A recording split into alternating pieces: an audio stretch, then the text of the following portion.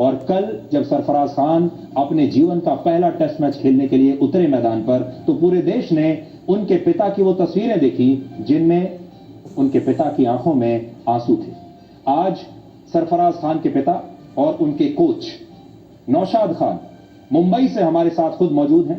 सरफराज का पूरा परिवार आज हमारे साथ मौजूद है, जिसमें सरफराज के माता पिता हमारे साथ हैं और उनके भाई भी हमारे साथ हैं। और ये जो परिवार है, ये आज आपको सरफराज की संघर्ष की कहानी आपके साथ शेयर करेगा। और हम चाहेंगे कि आज देश भर के जो माता पिता हैं, परिवार हैं और खास तौर पर जो युवा हैं, वो इस परिवार के संघर्ष की कहानी को देखें। क्योंकि देखिए, जब कोई सुपरस्टार बनता है, जब कोई हम सफलता की नई कहानी देखते हैं, तो उस स्टार को तो हम देखते हैं, उस खिलाड़ी को तो देखते हैं, लेकिन उसके पीछे उसके परिवार का भी बहुत बड़ा संघर्ष होता है।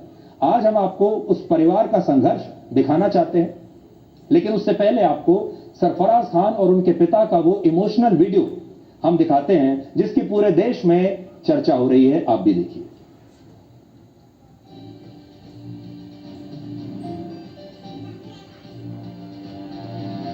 और एक तस्वीर हम आपको दिखाने वाले हैं, देखिए। I'm sure your dad and the family will be extremely proud of what you've been able to achieve. I know you've done all the hard work. There were some disappointments, but despite that, all the runs that you scored through the domestic season, well done to you. And I'm sure you'll have lots of wonderful memories today. The start of a long career, only 310 people have played before you. This is for you. All the best. Good luck. Good luck.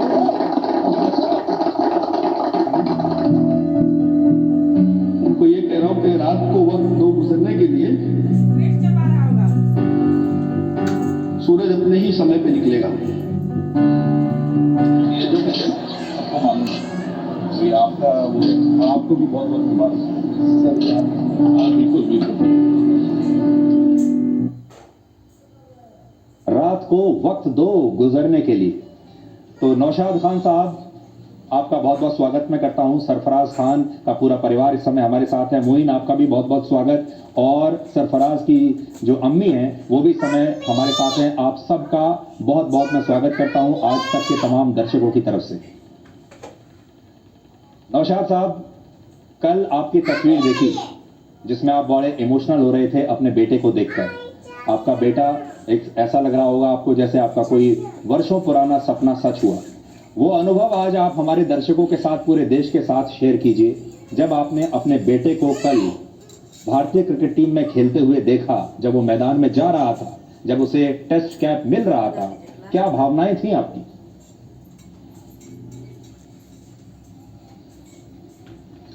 नहीं, देखिए, बचपन से जब से वो cricket शुरू किया था सरफराज ने, तो यही सपना था कि बस जो मैं नहीं कर पाया अपनी लाइफ में वो ये कर ले, उसके नाम से मुझे जाने।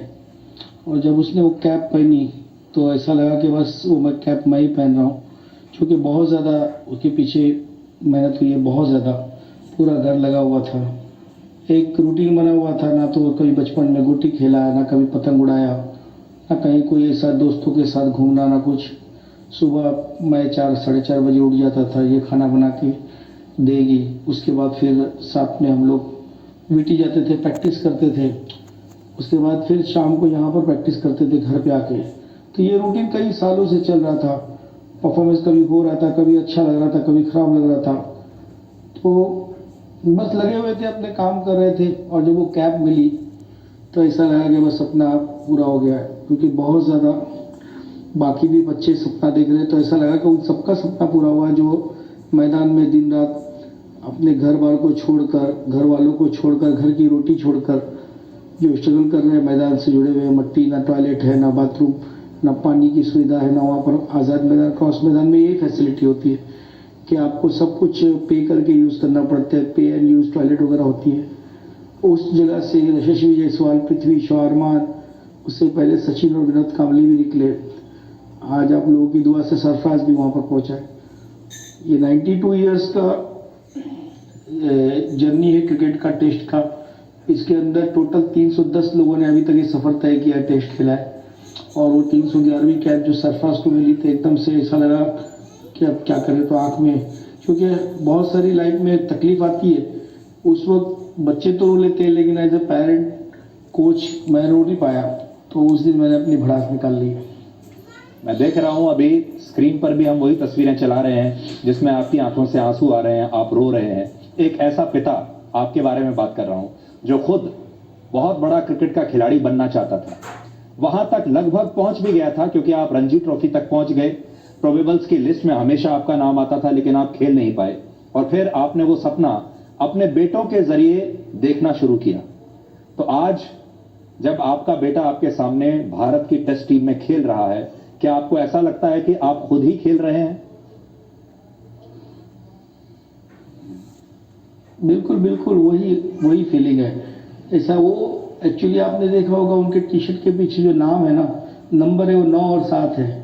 एक्चुअली वो मेरा ही नाम है, नौशाद नाम है, तो हिंदी में उसको 9 और 7 आप पढ़ सकते हैं। तो ऐसा लगता है बस वही गए, वही मैं स्टांस लिया हूँ, मैं इस तरीके से चौके मार रहा हूँ, छक्के मार रहा हूँ। लेकिन उस वक्त कुछ मजबूरी अलग थी, तो मैंने ये सोचा कि इनको वो तकलीफ नहीं होने देना, और जो गलती मैंने अपने 25 साल के करियर में की है वो गलती इनको नहीं करने देना है, तो दिन रात लगा दिया इनको। जी नौशाद साहब, आप पिता भी हैं और आप कोच भी हैं, इन दोनों में से ज्यादा खुश कौन है?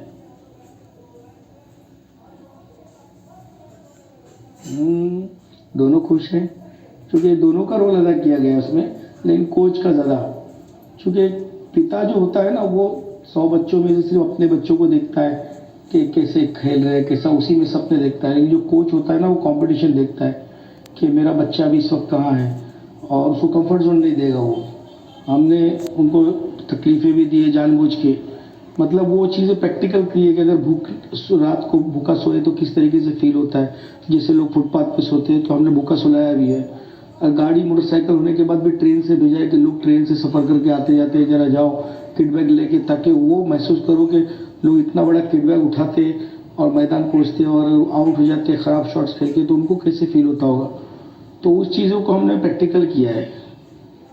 जी आज देखिए, आप खुद एक क्रिकेट खिलाड़ी थे, आप सचिन के साथ भी खेले हैं, आप बाकी और बड़े बड़े जो क्रिकेट खिलाड़ी हैं भारत के जो रहे हैं उनके साथ भी आप खेले हैं, लेकिन आज आपका जो परिचय हो रहा है वो नौशाद खान नहीं बल्कि सरफराज खान के पिता के तौर पर हो रहा है।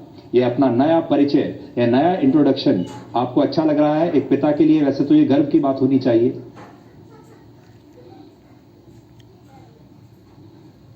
नहीं, बिल्कुल सही बात है। मैं तो क्या, हर माँ बाप वही चाहते हैं कि उनके नाम से, एक टाइम होता है कि कोई किसी से हारना नहीं चाहता, लेकिन बाप और माँ ऐसे होते हैं जो अपने बच्चों से हारना चाहते हैं, और वो चाहते हैं कि उनके नाम से हमको जाने। तो बड़ी खुशी की बात है, फख्र की बात है ये तो। जी, सरफराज को भी भारत की टीम में आने में काफी समय लगा खान साहब, और सरफराज अभी 26 साल के हैं, और बार बार कई बार ऐसा होता था जब हमें लगता था कि इस बार आ जाएंगे, इस बार उनका सिलेक्शन हो जाएगा, लेकिन हो नहीं पा रहा था। एक टाइम ऐसा आया जब आप भी शायद निराश होने लगे थे, सरफराज भी शायद निराश होने लगा होगा। उस दौर के बारे में आप बताइए, और इसमें इतना समय क्यों लगा कि आज वो बच्चा 26 साल के बाद अब जाकर उसको ये मौका मिला है? नहीं, कई बार ऐसी मोमेंट आए कि जब ऐसा लगा कि बस हो जाएगा। कुछ लोग ये भी कहते थे कि नहीं हो पाएगा शायद, बड़ा मुश्किल है, बहुत ज़्यादा कंपटीशन है, तो कभी कुछ। लेकिन वो सब मैं ये जानता हूँ कि हर एक चीज़ का एक समय होता है, कि वो समय पे आता है। कुछ लोगों को जल्दी मिल जाता है क्रिकेट, और कुछ लोगों को लेट। सूर्य कुमार यादव हमारे सामने एग्जाम्पल है, 30 साल की उम्र में कैप मिली उनको, लेकिन जब वो आए तो फिर छा गए। तो इसी तरीके से सरफराज को भी मिला है, उसका समय जब आया तब मिला है। थोड़े दिन के लिए ऐसा हुआ था महसूस बीच में कि एज भाग रही है, अब क्या होगा क्या नहीं होगा, लेकिन सब्र का फल तो मीठा ही होता है, हमेशा मिल गया। जी, मैं कहीं पढ़ रहा था आपके बारे में, उसमें यह भी लिखा था कि एक बार सरफराज ने आपसे सचिन के बेटे अर्जुन के बारे में बात की और कहा कि देखो पापा, अर्जुन की कितनी अच्छी जिंदगी है, उसके पास कार भी है, उसके पास आईपैड भी है, उसके पास महंगे गैजेट्स भी हैं, वो गाड़ी में जाता है, तमाम सुविधाएं उसके पास हैं। क्या कहा था उस समय सरफराज ने आपसे, और क्या आपको ऐसा लगा था उस समय कि काश आप भी अपने बेटे को वो सब कुछ दे पाते जो सचिन ने दिया?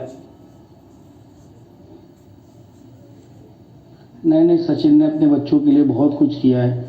मैंने देखा है अर्जुन के ऊपर बहुत मेहनत किया है। तो बच्चों की सोच रहती है, और मैं वो यहाँ बोलना भी नहीं चाहता हूँ। छोटे बच्चे तो कुछ भी सोचते हैं कि कमतरी का शिकार होते ही अक्सर वो दूसरों को देख के। लेकिन मैंने देखा है बीकेसी में सचिन उनको टाइम दिया है, खूब उनके ऊपर मेहनत किया है। आज अर्जुन देखिए गोवा से भी खेल रहा है, और वहाँ से फिर उसके युवराज सिंह के डैडी भी उन पर मेहनत कर रहे हैं, तो उनकी भी बहुत एक रिस्पेक्ट है। तो और हम लोग के तो रोल मॉडल है वो पूरे घर के, कि सचिन तेंदुलकर मतलब। उनके साथ जो पहला प्राइज़ मुशीर को मिला था, सचिन ने अपने हाथों से दिया था, जब वो 8 साल की उम्र में उसने कांगा लीग के अंदर 25 विकेट निकाले थे 5 मैच में। तो मेरे ख्याल से वो बहुत बड़े लोग हैं। हम लोगों के मुँह से अच्छा भी नहीं लगता है इतने बड़े लोगों की बात करना, लेकिन ये है कि बस वो ये कहते हैं कि हम ये नहीं कहते कि हम उनसे बड़े हैं, लेकिन ये बहुत है कि हम भी साथ खड़े हैं। जी, बहुत अच्छा कहा आपने। बड़े बड़े नौशाद साहब, आपने बहुत अच्छी बात कही। लेकिन आप ये भी देखिए, ये समय का चक्र होता है, और ये ऊपर वाला जब देखता है तो ये नहीं देखता कि कौन कहां पैदा हुआ है और कौन किसका बच्चा है। आप और सचिन साथ में खेले, सचिन इतने बड़े स्टार बन गए, आप रणजी ट्रॉफी में नहीं खेल पाए, उसके बाद आप दोनों के बच्चे साथ साथ खेले। आज अर्जुन भी वहां नहीं पहुंच पाए जहां आपका बच्चा पहुंच गया, यानी सचिन के बच्चे को भी वहां पहुंचने में भी समय लगेगा जहां आपका बच्चा पहुंच गया। ये भी एक समय का चक्र देखिए आप, और इंसाफ है ये ऊपर वाले का। नहीं, जैसे मैंने आपको कहा ना, नहीं सर, ये जो मैंने आपको कहा, कुछ लोगों को लेट मिलता है, कुछ लोगों को जल्दी मिलता है। तो अर्जुन बहुत अच्छा कर रहा है इस वक्त, गोवा के अंदर बड़ा परफॉर्मेंस किया है, विकेट निकाला है, सेंचुरीज मारा है। और कुछ लोगों को क्रिकेट थोड़ा सी लेट समझ में आता है, वो भी बहुत हार्ड वर्क कर रहा है। मैंने बीकेसी में जब मैं सुबह वॉक करने जाता हूँ तो देखता हूँ जिम में पसीना बहा रहा है, रनिंग कर रहा है, स्विमिंग कर रहा है, कभी कभी हम लोग साथ में ब्रेकफास्ट भी करते हैं वहाँ पर। तो मैंने जैसे कहा ना, किसी को जल्दी मिलता है थोड़ा, किसी को लेट मिलता है, तो कोई किसी से कंपेयर नहीं करना है किसी को, क्योंकि वो अपनी जगह पे सही है, सरफराज अपनी जगह पे सही है। जी, देखिए, जब घर का कोई बच्चा सफल होता है तो पूरे परिवार की उसके पीछे कुर्बानी होती है।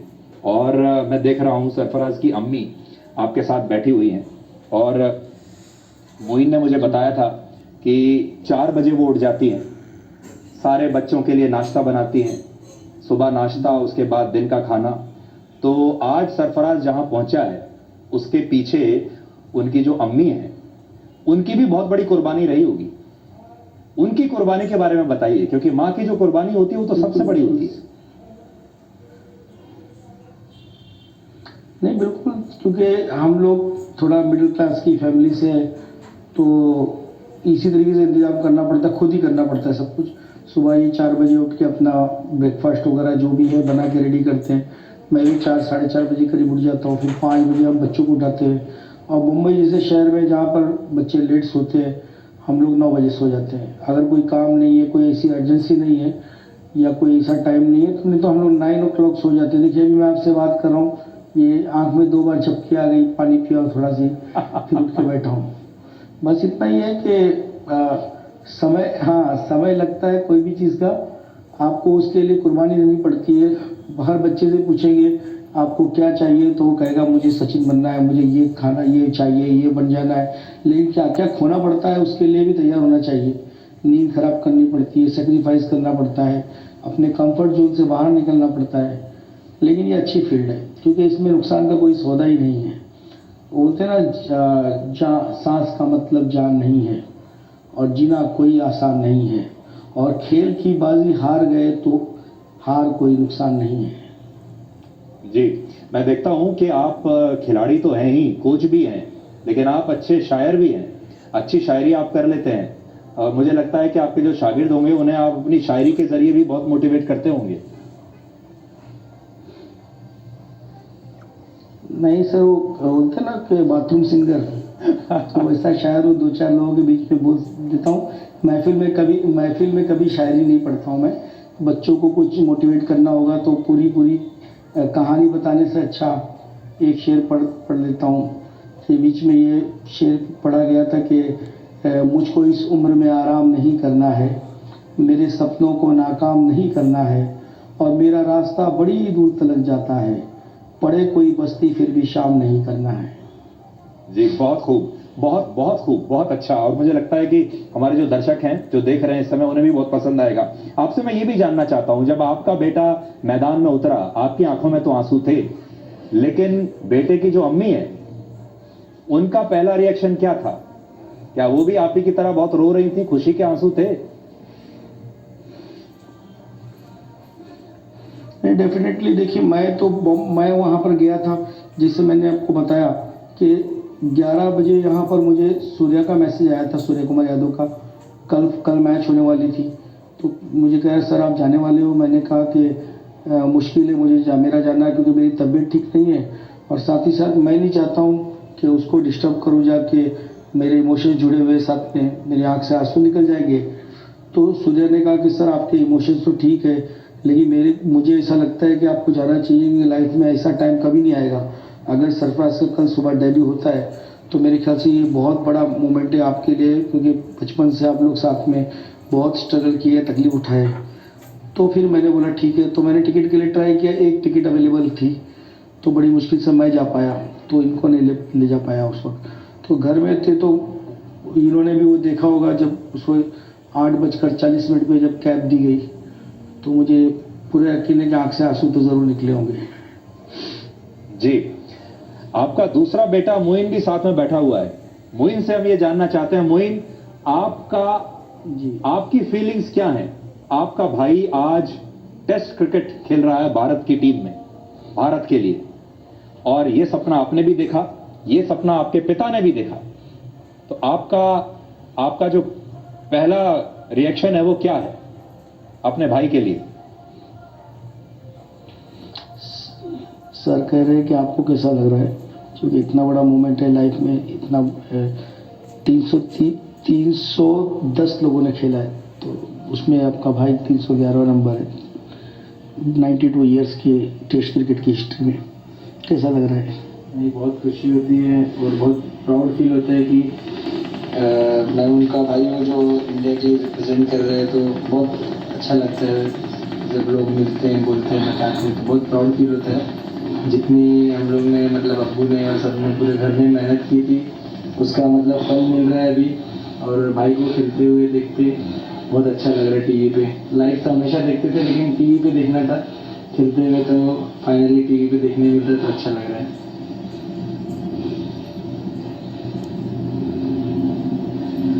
जी नौशाद साहब, अब जब बेटा जी सर। इतने बड़े ओहदे पर पहुंच गया है आपका, अब वो स्टार बन गया है, अब उसकी फैन फॉलोइंग होगी, लाखों करोड़ों लोग उसके फैन बनेंगे, पैसा भी कमाएगा, स्टारडम भी आएगा, क्या सोचा है ये जो नया फेज है आपकी जिंदगी का, इसका सामना कैसे करिएगा? नहीं, बिल्कुल, ये बहुत सारे क्रिकेटरों को मैंने देखा हूँ कि हमेशा कोई दिन हीरो है तो अगले दिन जीरो भी बन जाता है वो। ये बहुत ही ऐसा खेल है कि एक दिन आपको एकदम आसमान पे चढ़ा देगा, 2 मैच, 1 मैच आप जल्दी आउट हो जाओ तो फिर आपके बोलते हैं ना, इसलिए वसीम बरेली साहब का एक शेर याद आ रहा है कि खुशी की आंख में आंसू की भी जगह रखना, बुरा वक्त कभी पूछे नहीं आता। तो हमेशा ये सोचकर चलना कि कभी खुशी कभी गम वाला हिसाब है इसमें। तो ऐसा जियो कि मतलब किसी को दुख ना हो, अपने को किसी का हर्ट नहीं करना है, किसी को तकलीफ नहीं देना है, क्योंकि ये जो दुनिया वाले हैं इन्होंने आपको इज्जत दी है। तो कहते हैं कि आसमां अपनी बुलंदी पे क्यों इतराता है, गिरेंगे तो आसमान की कौन वैल्यू कर, कौन इज्जत देगा उसे। इसलिए ज़मीन से जुड़े रहना है, अपनी मिट्टी के साथ रहना है, मैदान से जुड़े रहना है। और उसका एग्जाम्पल ये सरफराज भी है कि सरफराज वो दरख्त है, वो पेड़ है कि जो इतने सारे तूफान के बाद भी अपनी जड़ को नहीं छोड़ा, हमेशा माँ बाप के साथ, अपने कोच के साथ अटैच रहा, चाहे वो कभी परफॉर्म हुआ, कभी टीम में सेलेक्ट हुआ, कभी नहीं हुआ। तो आप देख लीजिए इस वक्त वो कहाँ पर है। तो मैं सभी बच्चों को जो क्रिकेट खेलना चाहते, सब्र करो, मेहनत करो, अपने कोच की रिस्पेक्ट करो और मोबाइल से दूर रहो, क्योंकि खेल ही एक ऐसी चीज़ है जो आपको हारना सिखाता है। वरना हर जगह, हर फील्ड में इतना कंपटीशन है कि हर कोई जीतना सिखा रहा है, भाई भाई से हारना नहीं चाहता आज की तारीख में। लेकिन मेरे नज़र में खेल एक ऐसी चीज़ है जो हारने के बाद भी सामने वाले को अप्रिशिएट करती है, वेल प्लेड बोलती है। तो यही एक चीज़ है जो आपको हारना सिखाता है, जो ज़िंदगी में हमेशा काम आएगा बाउंस बैक करने के लिए। जी, ये बात तो आपने बहुत अच्छी कही और मुझे लगता है जितने भी युवा, चाहे वो खिलाड़ी हों या कुछ भी करते हों, जो आपकी बात सुन रहे हैं, वो ज़रूर आपके साथ प्रेरणा लेंगे। कभी आपको ऐसा भी लगा, जैसे अब ये कहानी का अंत हो चुका है, अब सरफराज को मौका नहीं मिलेगा, क्योंकि बार-बार उम्मीद करना और वहां तक ना पहुंचना, कभी आपको ऐसा लगा कि नहीं, अब बस निकल चुकी है, अब इसके बाद इस उम्र में, अब 26 का तो सरफराज हो ही गया, इस उम्र में कभी आपको ऐसा लगा जब उसे भी और आपको भी लगा होगा कि अब नहीं हो पाएगा, अब निराशा आने लगी है?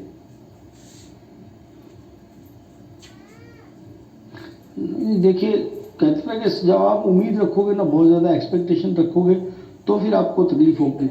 जैसे हमने क्रिकेट शुरू किया था तो उस वक्त लोग हमको चालियों में, गलियों में खेलते थे तो लोग भगाते थे, उसके बाद फिर दूसरी गली से आके खेलने लगते थे, क्योंकि उस वक्त सिर्फ शौक था, कोई एक्सपेक्टेशन नहीं थी बीच में। लेकिन अगर एक्सपेक्टेशन बीच में आएगी कि हम लोग ये सोचेंगे कि आज हम लोग इतनी मेहनत कर रहे हैं, हमको ये मिलना चाहिए, तो फिर वो पैशन और वो जो शौक है वो ख़त्म हो जाएगा।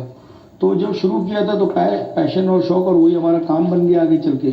तो मेरे ख्याल से ऐसा काम जिसमें आपका शौक लगा हो या आपका पैशन हो, तो जी। उसके अंदर नुकसान और फायदा कभी नहीं सोचना चाहिए। जी, नौशाद साहब, कल देखिए चर्चा तो हो ही रही थी आपके बेटे की, आप इतने इमोशनल हो गए, उसकी भी बड़ी चर्चा हो रही थी, लेकिन दो और बातें हमारे देश में हो रही थी। एक तो लोग ये कह रहे थे कि देखो, भारत में जो असली सेकुलरिज्म है, धर्मनिरपेक्षता है, ये सरफराज का उस टीम में आना, ये उसी की सबसे बड़ी निशानी है और इसे हमें सेलिब्रेट करना चाहिए। और बहुत सारे लोग, आप जानते हैं, हमारे इसमें अच्छा कर लो, खराब कर लो, धर्म पहले आ जाता है। आप कैच पकड़ लो तब भी आ जाएगा, और आप कैच छोड़ दो तब भी धर्म बीच में आ जाता है।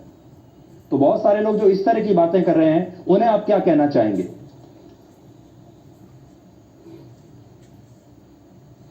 देखिए, मैं बीसीसीआई के फंक्शन में गया था, तो पहले मुझे भी लोग ऐसे ही कहते थे कि शायद नहीं मिलेगा, सरफराज है, ऐसा है, वैसा है। मैं जब फंक्शन में गया था, बीसीसीआई के फंक्शन में, जब अवार्ड फंक्शन था, सरफराज अवेलेबल नहीं था उसमें हैदराबाद में, तो किसी भी घर के एक मेंबर को जाना था तो मैं गया था। तो मैं आपको सच कहता हूँ, दिल पे हाथ रख के, कि बहुत इज्जत मिली वहाँ पर, मुझे सबने बहुत रिस्पेक्ट दिया। ऐसा लगा ही नहीं कि मतलब ये है या वो है। जय शाह साहब ने खुद बुलाया था मुझे, कहने लगे कि आप सब्र रखना, बच्चा बहुत अच्छा है, थोड़ा टाइम लगता है, कंपटीशन बहुत ज़्यादा है, जैसी कोई जगह होगी तो उसको ज़रूर चांस मिलेगा, होप मत छोड़ना, उसको बोलना मेहनत करते रहना। तो ऐसा लगा कि हमारे बीसीसीआई के प्रेसिडेंट, उन्होंने ये होप दी थी। कभी आपको ऐसा लगा कि आपके धर्म की वजह से, क्योंकि आप एक मुस्लिम परिवार से आते हैं, इसकी वजह से सरफराज को मौका नहीं मिल रहा है? नहीं सर, ऐसा नहीं है। देखिए, जो लोग अपनी लाइफ में आगे नहीं बढ़ पाते, उनके पास तीन चार एक्सक्यूज होते हैं कि मैं बहुत गरीब था, बहुत ज़्यादा पॉलिटिक्स थी, और या तो फिर मेरा धर्म ये था। मेरा ये कहने का मतलब है कि अगर आप अच्छे हो और आप अगर वो हो, तो बोलते दूध में पानी मिला सकते, लेकिन पानी में दूध मिलाने का ज़माना नहीं आया।